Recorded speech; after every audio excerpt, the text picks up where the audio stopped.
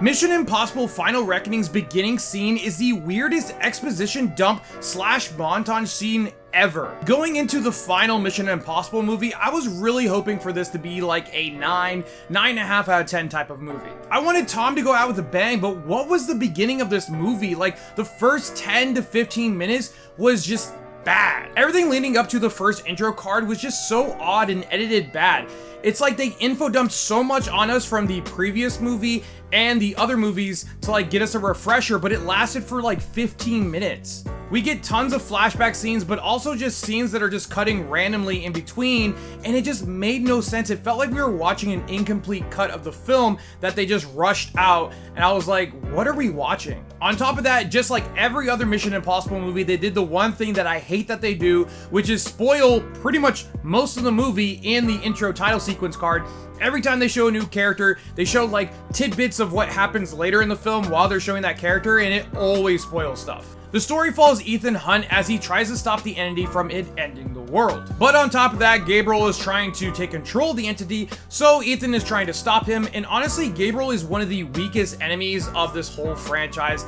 I don't like him. He's kind of boring. His checkmates are not the best. His plans are mediocre at best, and he's just a boring villain in my opinion. The entity goes from a super hive-like mind computer to hacking to everything, then spreading onto the web, spreading misinformation, changing videos, and not letting people know what is real and what isn't. I really thought they were going into the direction of like AI is bad and this is why, because that's what it felt like, but then they just randomly make the entity want to take control of all the super countries and take control of their nuclear weapons to bomb the earth and blow us all up, killing pretty much everybody while it hides in a bunker.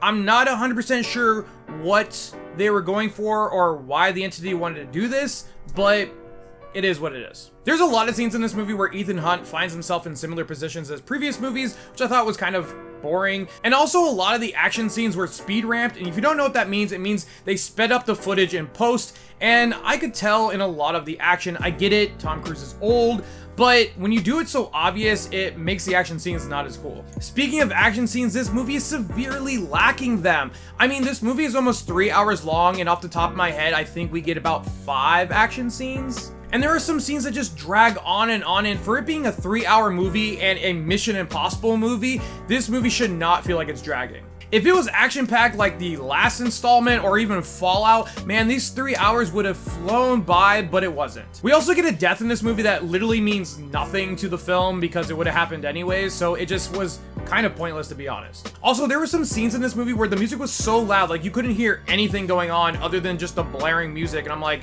again, are we watching a wrong cut of the film? Because this is just very odd. Now, I know I'm complaining a lot about this film, but what did I like? Well, the action we do get is pretty good for the most part. Some of the shootouts were pretty decent, and some of the action with Ethan, other than the speed ramping, was pretty good. The plane scene was top-notch, even though it is pretty much at the end of the movie, but that scene was pretty cool. The submarine scene, while pretty slow, and I think they could have just trimmed it down a little bit, did have me worrying about Ethan a little bit. We get some returning characters and some random characters that they decided to reintroduce, and I'm just like, why do we care? Out of all the characters that they could have brought back, and I'm like, this one?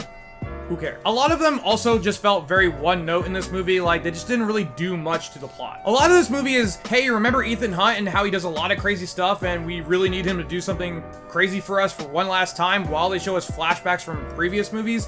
That's a lot of this movie. I really wanted to love this movie going into it, but it just wasn't the film that I thought it was going to be. I know I'm being pretty hard on this movie, but I'm just really bummed out that this movie is not a lot better than it should have been. That being said, I give Mission Impossible Final Reckoning a 7.5, maybe 8 out of 10. If you guys like this video, hit that like button. If you guys want to see more, hit the subscribe button. And as always, thanks for watching.